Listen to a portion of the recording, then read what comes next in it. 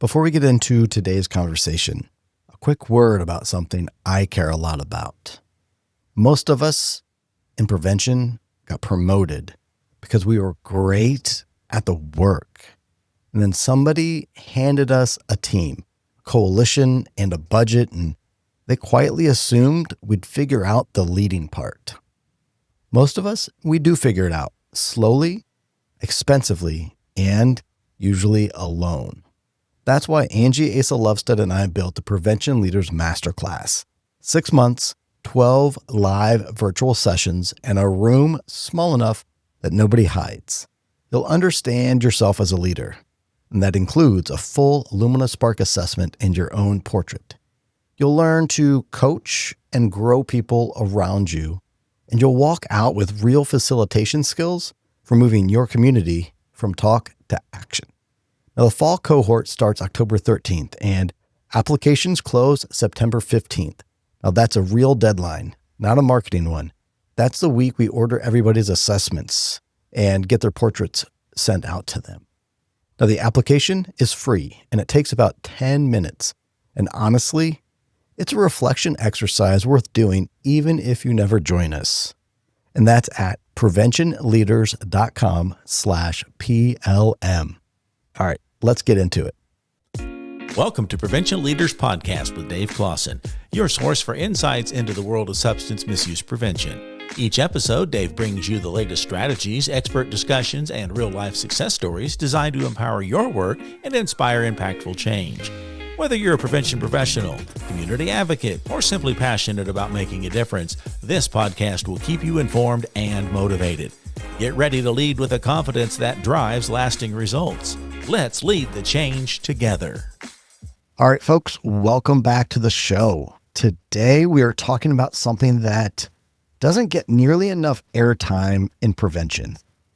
The idea that culture itself can be prevention. So if you've ever worked on a grant or read a needs assessment, you've probably seen the same pattern. Page after page of risk factors. And while those risks are real, that framing can quietly tell communities, especially Native communities, that the story is mainly about what is wrong. So today we're digging into it with a different lens.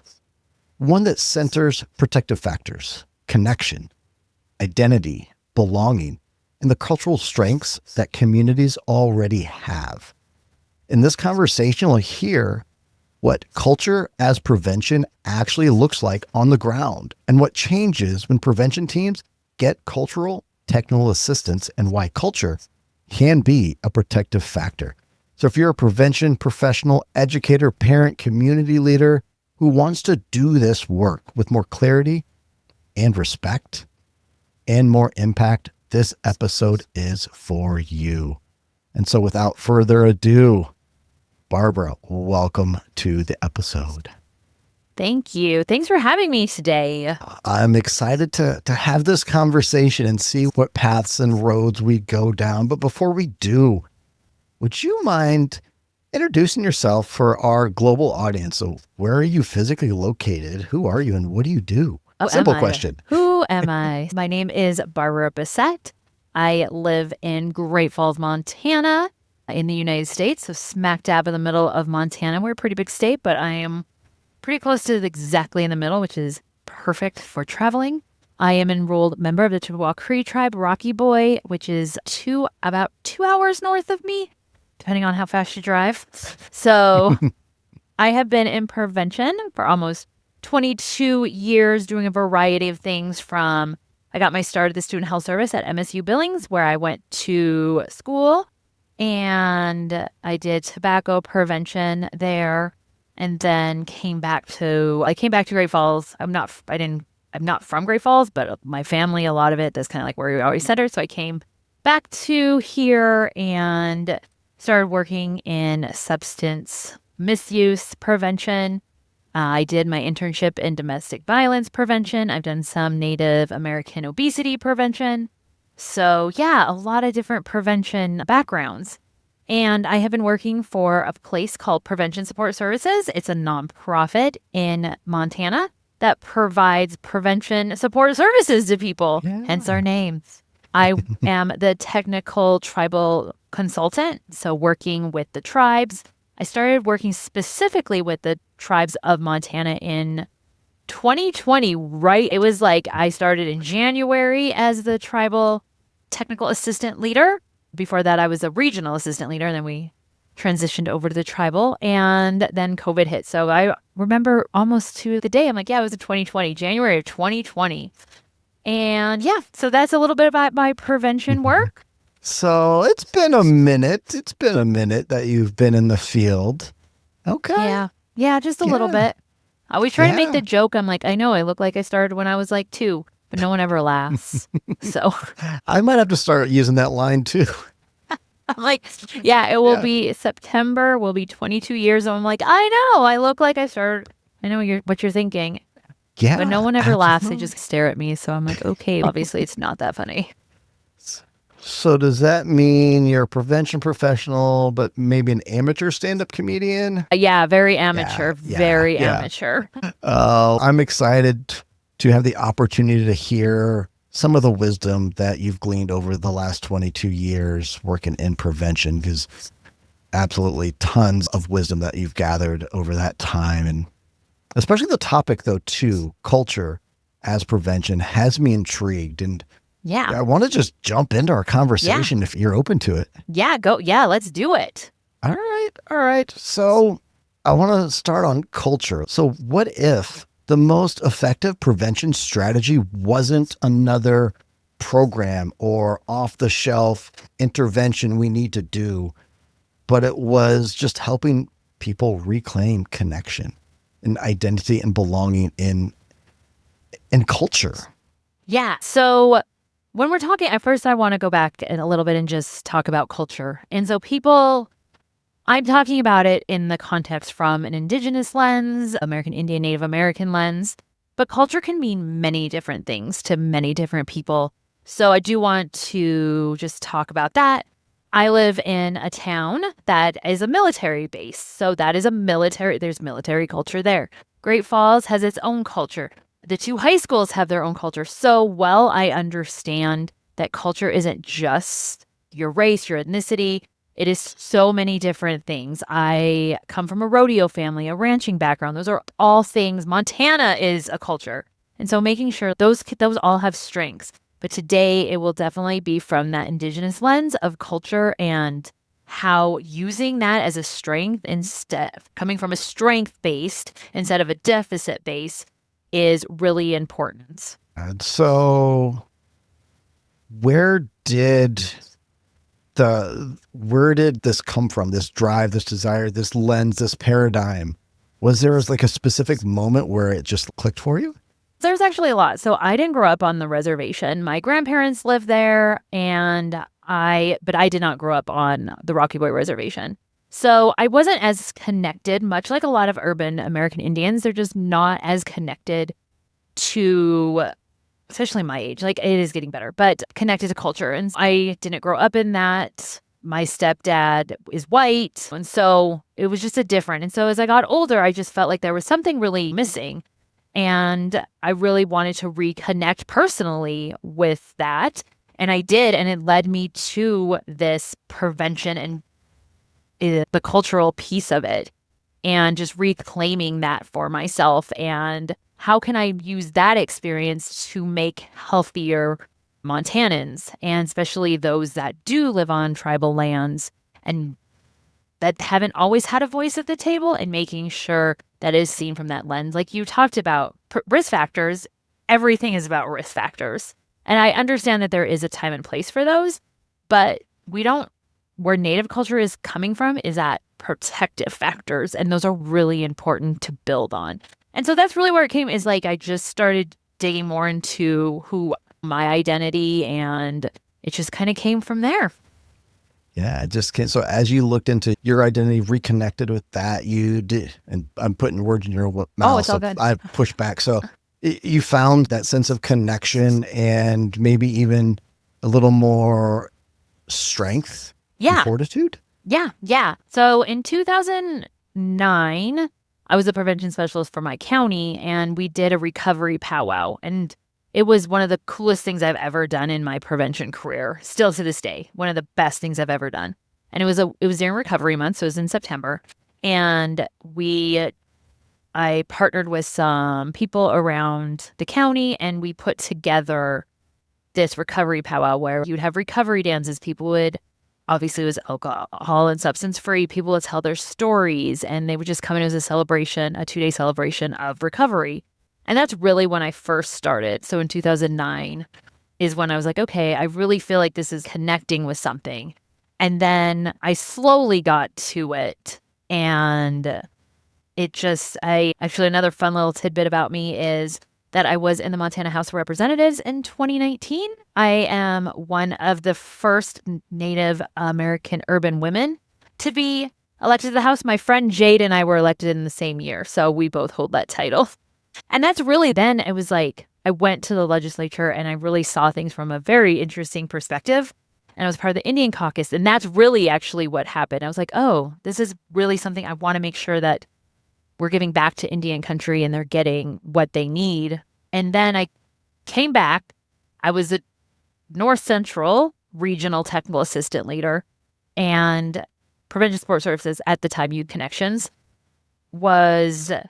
we were just 5 TAs, and we saw the need that there needed to be a tribal one that would just specifically focus on that, understands that culture, and I keep falling into things in a way, but then they always feel right. And that's when in 2020, we're like, let's make sure that that culture is prevention, and that's at the top of mind for the state, the funding sources, and those kind of things. So I just fell into it because I just kept going. So many different thoughts and ways we could go from there. So first, congratulations on the House of Rep. That's cool. That's really cool. But then also falling into it, finding your way. I say hashtag that's prevention. Yeah. It works for almost all of us when you're doing passionate, heart-centered work in alignment with who you are. You fall into things more often. Yeah. So changes. It does. Yeah. And it falls together. Interesting how that works. Right? When you think about the best prevention work that you've seen on tribal lands, what did they have in common? Not like program title, but the feel, the relationship. The interesting thing about prevention on tribal lands is that it's not something you necessarily may not think of. You've probably been there too. Like, I put together, when I was a prevention specialist, I put together this week-long thing, and I worked very hard to get panels together we showed screenagers, and seriously, you know how many people came every day? An average of 5. Yeah. Yep.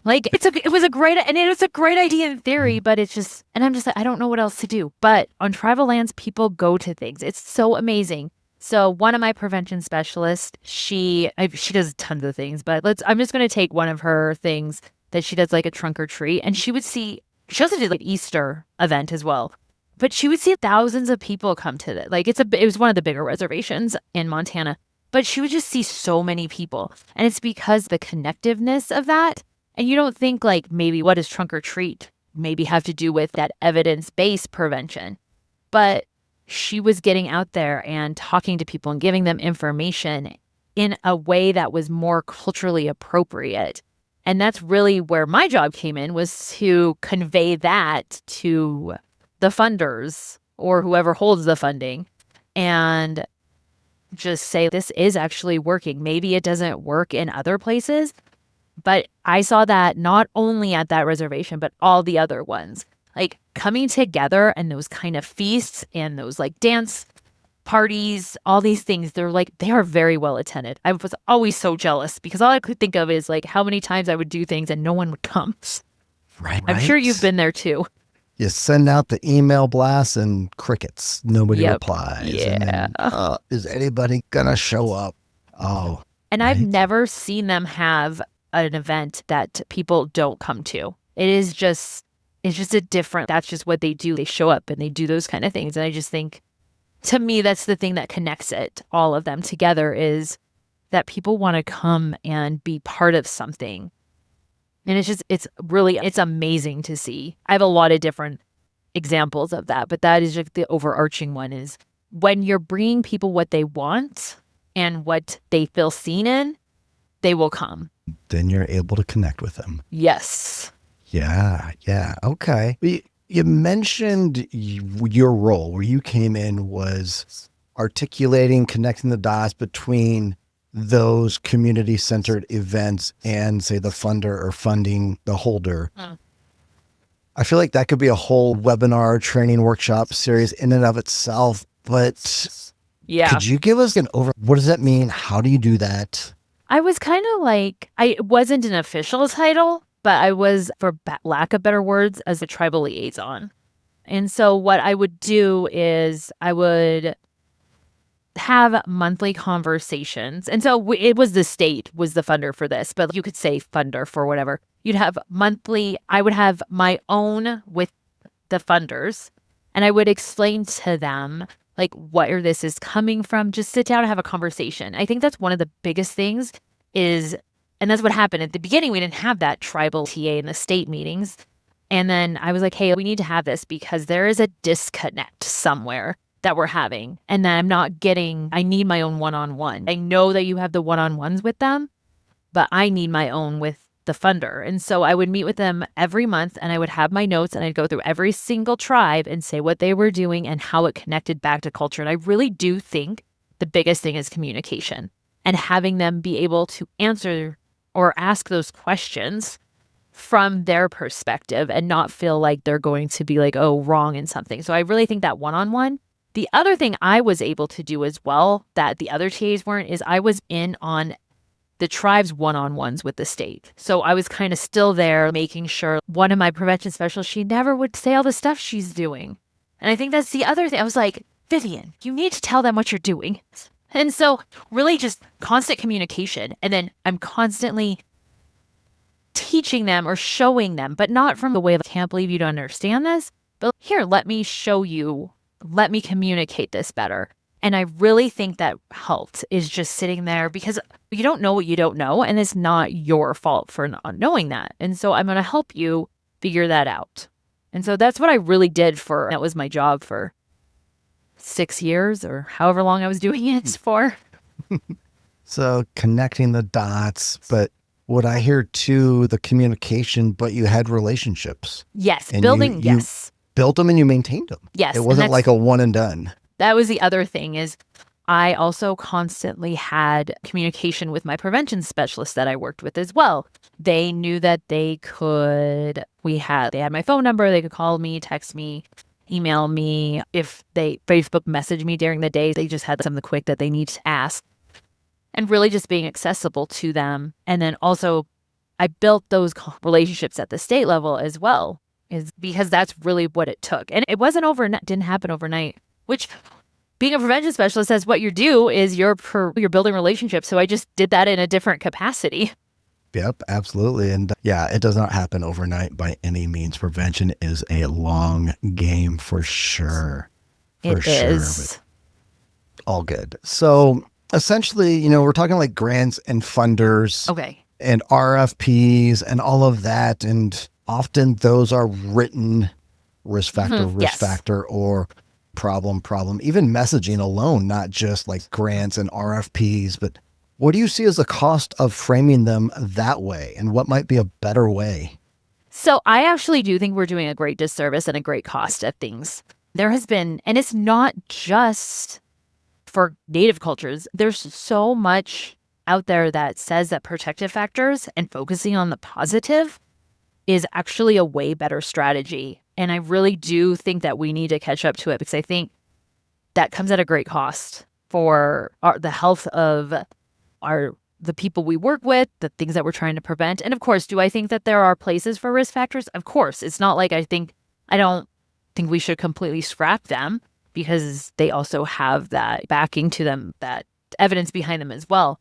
But I really do think it comes at a bigger cost. If we're not going to start shifting towards this, protective factors, positive childhood experiences, all those things. I'm also a positive childhood experience trainer. And so I've been actually doing a lot of training on that lately. And I just wrote big paper on it. So it's also on top of my mind, but I think we're doing a big disservice. I think we really need to start looking at the positive and focusing on people's strengths instead of their weaknesses as a whole. I would say this honestly too about not just prevention. Even if you go in for treatment of anything, instead of, you don't want to be told this is all the stuff you're doing wrong. Like, why don't you look at those strengths of people and what can you get from them? When I tell my lived experience, my personal story, the messaging that I saw when I was in my darkest days of mental health and addiction was all problem focused. It was veterans have PTSD, 60%, and 22 veterans die a day, all just problem. And when I was in those darkest days, that just layered on the shame and the stigma. I can't reach out for help. I'll be weak. It just made that become, this is just my new normal. It didn't inspire me or encourage me to seek help. I just actually was listening to a podcast about where the host is a veteran and he had PTSD, and he actually almost said the exact same thing. He was like, everything I saw was just like, there's no hope for me. I want to see more positive things. So yes, exactly. There's actually a huge science behind hope and how it can actually make you feel better, because when you have hope, you can have goals and you feel like you have a future. Mm-hmm. Gotta tell you, one of the shirts on my website, in addition to Prevention is Better Together, it says prevention is hope in action. Oh, I may have to go buy one then. Yeah? Because, I have to look yes, I believe in hope, and it's also what I teach about that positive childhood experiences that comes from hope, and through a cultural lens is something that it's a lot of that stigma too of living on the reservation. Oh, you're never going to be able to leave it. Or if you do, you're a trait. Like, there's so many different things. And giving people hope and showing them there is a way, I truly believe that. And I really think we do a disservice by just focusing on all the risk factors. Absolutely. And what helped me actually, I'll say, turn the corner towards recovery and healing, I separate those out. Huh. Is that when I looked back to what were the things that made me a good soldier? What were those strengths? And basically I fell into post-traumatic growth practices and looked at the positive that I already had and how could I leverage those, lean on those. And yeah, I just fell into it. I wished I had actually intentional about it, but I believe it so much. It all goes together because it's the same thing of generational trauma, and all the trauma of those things are the same things. Different ways to get there, but hope really does come out, and we have to start. And again, you're also playing on your strengths. Playing on your weaknesses is not going to help. It's not. And so I really do. It's one of the biggest things that we need to shift in prevention. I'm formulating a question now on the spot. Okay. Could you share some knowledge on how we could properly take, I'll say, a standard prevention activity and truly make it culturally grounded? Not from the military lens, just change the colors to red, white, and blue for us here in the U.S., but truly make it culturally grounded. And okay, so we've done this a little bit in some, I'm just going to go from the Indigenous lens because that's the best I can do. And it's not just it's not just here's some pictures of American Indians. And so now it's culturally competent. But one of the things that I have found working with my prevention specialists is bringing the elders in and getting their perspective on it. When I did the PACES training, Positive Child Experiences training up in Rocky Boy, the elders were there. And really, that I think is the first thing, that talking to those elders and how do you make that culturally appropriate. The other thing is every single reservation has a different culture too. So you can't just be here it is, and here's the cookie cutter, and that's it. So you have to really understand where that's coming from. And the other thing that one of my other prevention specialists did, she does YAM, Youth Aware Mental Health. I guess she's not, I don't work with her anymore, but I see her every once in a while. And making sure that it is appropriate she does it with 9th graders. And so she goes in and she just makes sure she does it at the appropriate pace for them and what they need. So it's not just about throwing colors on, like you said, or just about this definitely works for all natives. Dig into it a little bit more. Also, a lot of, it's not the word funders, creators of programs will work with you as well, because they also want to sell their programs. But really just making sure that you are using the community, not using isn't the correct word, but like talking with them and digging into those specific cultures that you see. I'm going to give you a really good example. So Rocky Boy, and it's not just because that's where like my family's from, but they have done an amazing, and actually after this, Dave, I will send you some pictures, but they have done amazing work from when I started working with them to like just in the recent future or just in the future too. They're still working on it. But back a few years ago, they had this idea to have a youth center. And now they have it. And this is not just a youth center where kids can go and they like hang out, which is what most people think of it. It is a comprehensive health like clinic as well. So prenatal moms can go in. Kids can go in. They can play basketball and all those things. But then they also have an industrial kitchen. They have laundry that they can come and learn. And this is like an array of things just like at that level. But then they took it to a cultural level. So you're thinking, oh, great, a clinic, awesome, things that they need. When you go in there, all the words are in Cree, which it's Chippewa-Cree. And so I won't give you the whole, but there's 2 tribes, but I'm Cree. So all the words are in Cree. So when you go to, and I can't speak Cree, my grandpa spoke it fluently. I do not know any. I would love to learn. That's also part of cultures, learning your language. But all the words are in Cree. All the rooms are named something in Cree. But what they also did was they took old pictures of like from 50 years ago, 60 years ago, 70 years ago, and they made the doors to like with the pictures of old, so like their ancestors or like their grandparents or their great-grandparents. They can see like them in the regalia or what it looked like 70 years ago. And so all those pictures are on doors of the clinic rooms.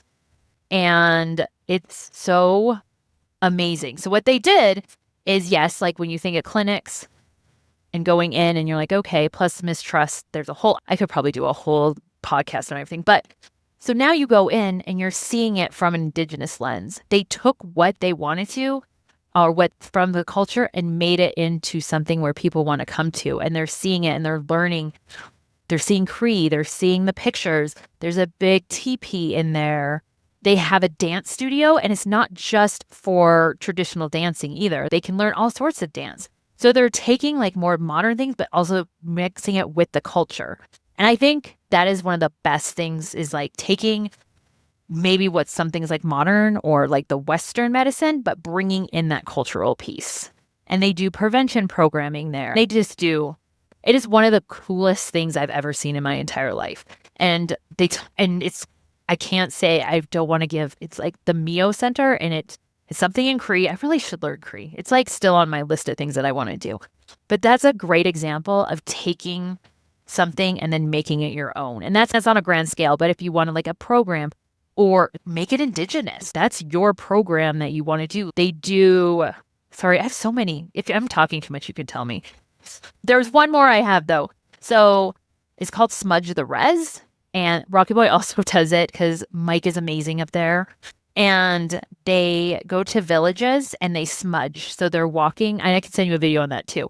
They walk around on horses and they smudge the res, but they also go to the town that's really close to Rocky Boy, but off the reservation. But there's a lot of enrolled members there. And so they did a Smudge the Res event there. And so taking things and just making it your own. I hope that kind of answered your questions. I'm sorry. I like to talk. And when I get to talking about prevention, it's like, you got to be like, be quiet. What is smudge? Oh, I'm sorry. See, that's a great question. I shouldn't be thinking everyone knows. Okay, when you take sweetgrass I use sweetgrass and I can't remember sage. Geez Louise, I'm like, it starts with an S. And it cleanses you. It's an old traditional, like my ancestors used to do it. In a traditional sense, it's to start off in a good way and to cleanse yourself is more the traditional, or the white girl where you can buy sage for $1 million off of Etsy or something. Yes, there's also that. But I mean in more of a traditional, you can edit that out or keep it if you want. But yeah. Okay. And so what they would do is they would take like sweetgrass or sage, I'll send you the video. It's about 2 minutes. And they would just, it's like cleansing. I mean, I say it like that, it feels very like Western. Like there's a lot of Western world that has taken that over, but that really is a traditional. So when I go do my PACES training, we always start off with Indigenous prayer and like smudging, just so we can start off in a good way. Mm-hmm. Oh, so, thank you. Thank you. Yeah, I know that's a great way to, I didn't even think that. I'm like, duh. Yeah. No, so I'm curious, as you started seeing these events, the prevention activities increasing, truly grounded in culture, what did you notice changing first? Like language, partnerships, participation? You mentioned the T word, trust.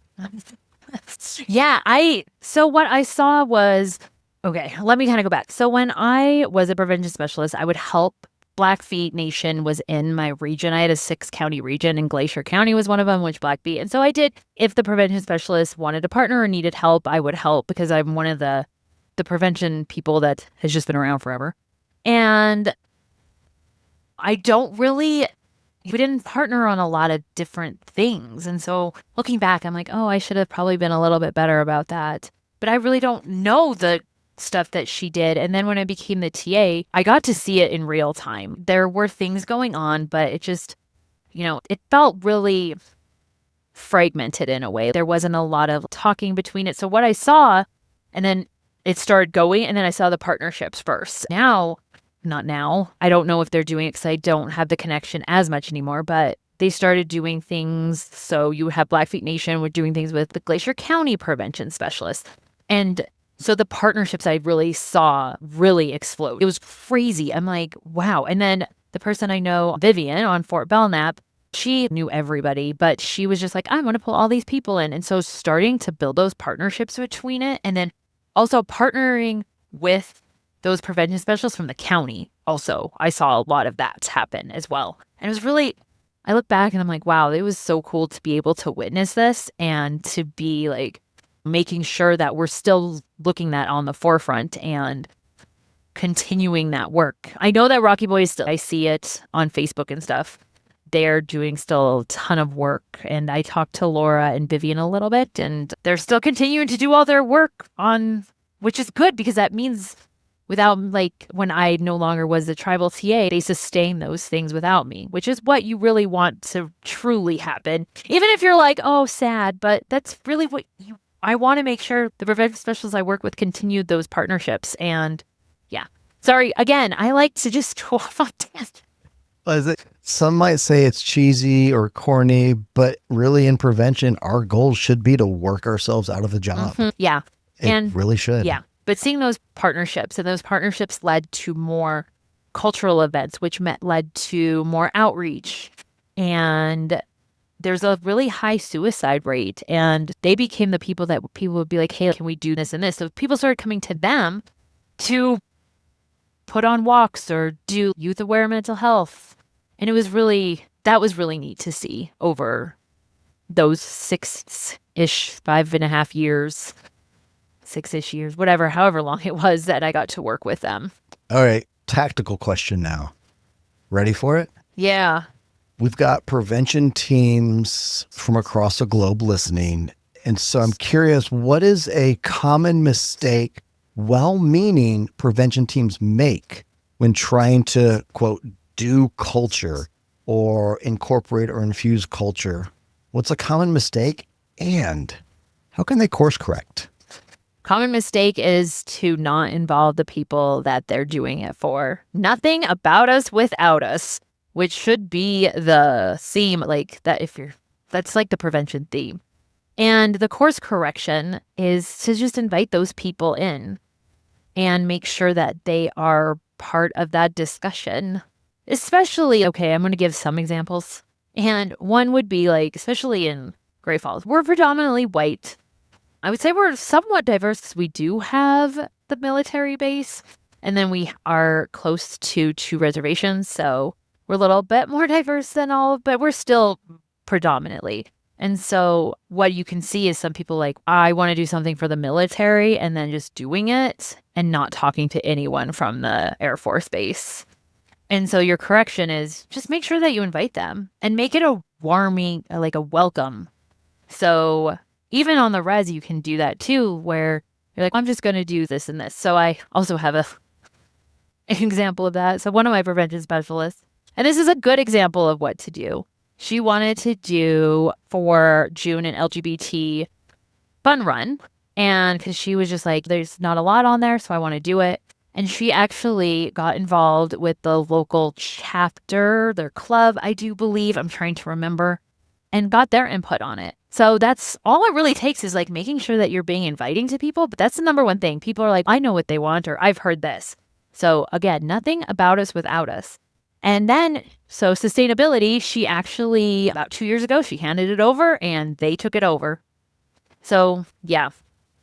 Beautiful. So put that one in the win column. Yes. And so, but nothing about us without us. You can say that for any segment of prevention. And sometimes you can get so excited that you're like, oh, I know this is going to work and I'm just going to do it. Right. So I'm curious. I want to hear another story because you've got lots of them and I want to hear another one. So many stories. What would be a specific, I'll say, moment or memory, like training, a community meeting, an event, where you saw culture truly functioning as a protective factor in a way that kind of surprised you, made you go, huh, all right. Oh, I have a great story for you. And it's actually about me. So I am also a native SAPS trainer. I can never remember what the new acronym is. But anyway, we're at a native SAPS training, which uses stands for Substance Abuse Prevention Specialist training. Maybe I can remember it and we could like freaking put it in there. I can never remember. It's actually really bad. Anyway, so we were at a native SAPS and this was back in 2021. So it's like, we're still like in the COVID era, but we're kind of like moving towards whatever. Anyway, so the trainer has us do this activity where you put culture. So you have some sweetgrass. So you put that in the middle, and that represents native culture. Then you take 3 participants, and they're the kids. They're the native kids. So you put them around that. And then behind the next one is the mothers. So you take 3 participants and put them in the mothers. You could do probably 4. It doesn't really matter the number. And then behind them, 3 more participants are the fathers, and then grandparents, and then community members. And so you talk about how does that really make you feel? Like you're in there, like culture is the center of everything. You have this community wrap around you. And then you take out culture. So much like boarding schools did which they're not like, the pretty recent history. So you take out that culture. And how does that make you feel? And then you take out the kids. And then how does that make you feel? And then you talk about that. And so without the kids and that culture, how do you feel about that?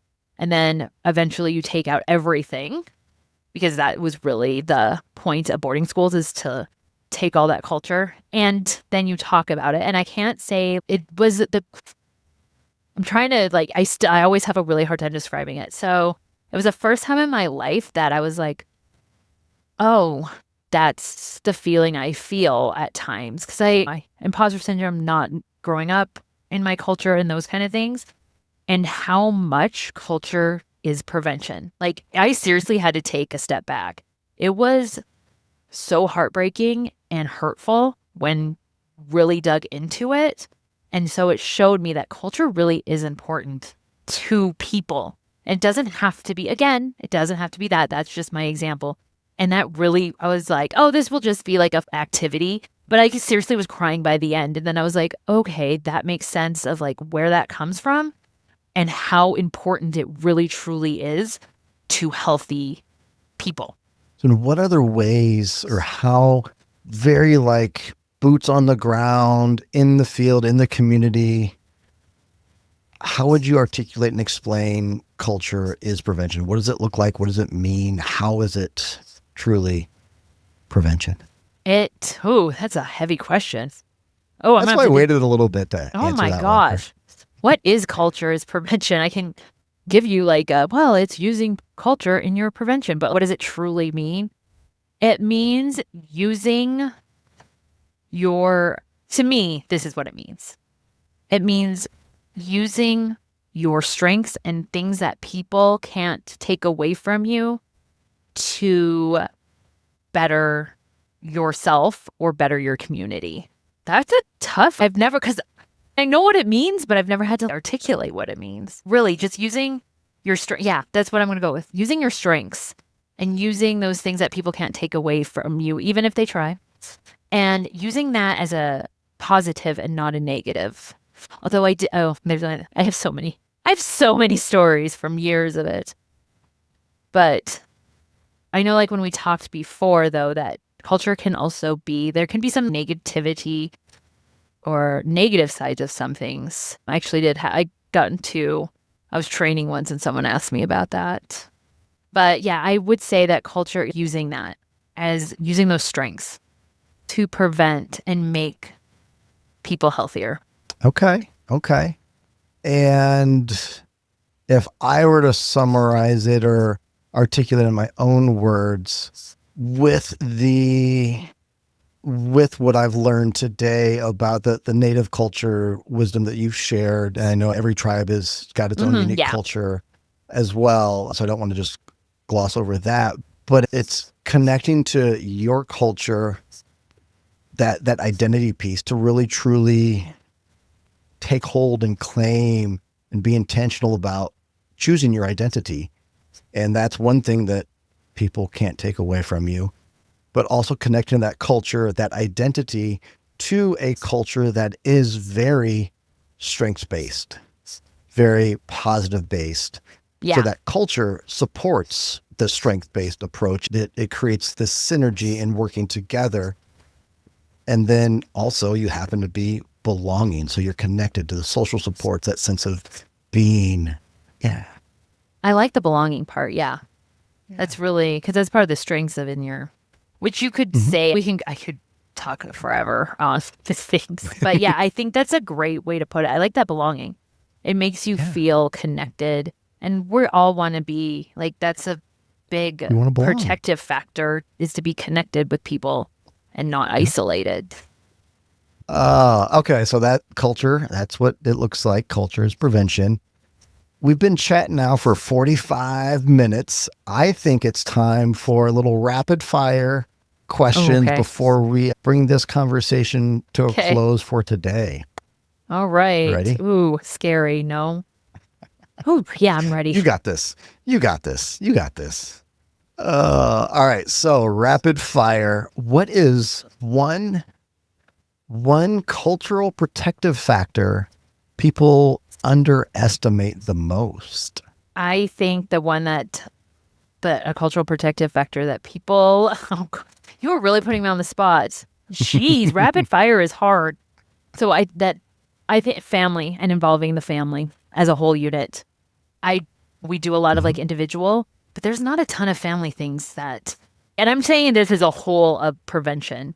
Yeah, we have a few things, but I think family. There we go. I'm saying it. Okay. Family, lock it in. Lock it in. Yeah. I think we need more family things that are. Yeah.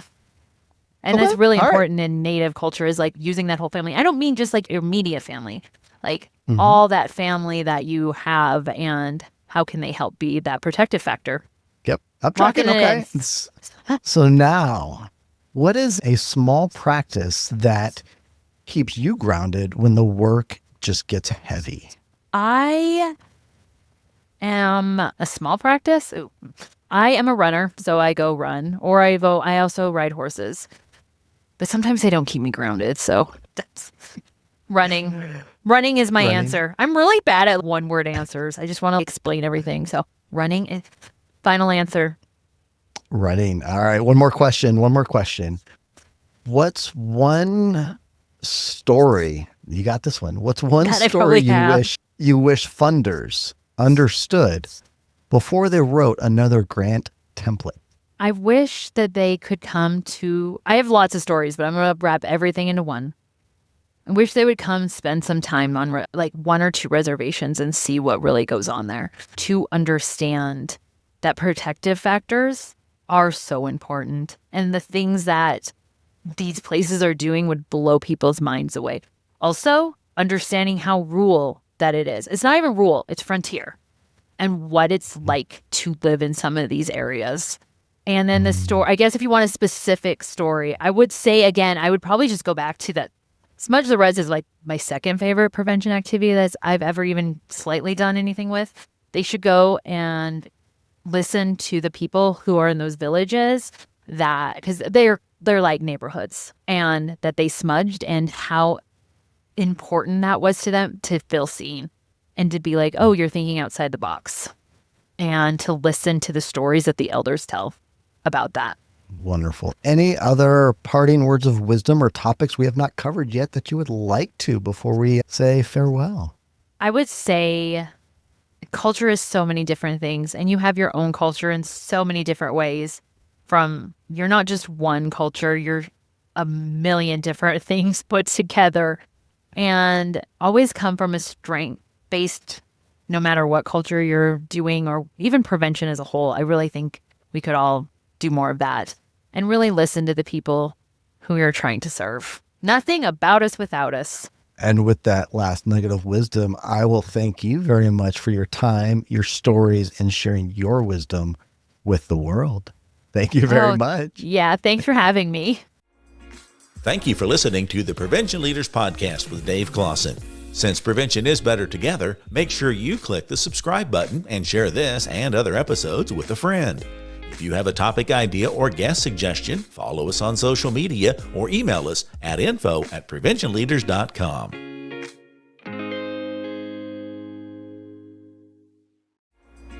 Thank you for listening to the Prevention Leaders Podcast with Dave Closson. Since prevention is better together, make sure you click the subscribe button and share this and other episodes with a friend. If you have a topic idea or guest suggestion, follow us on social media or email us at info@preventionleaders.com.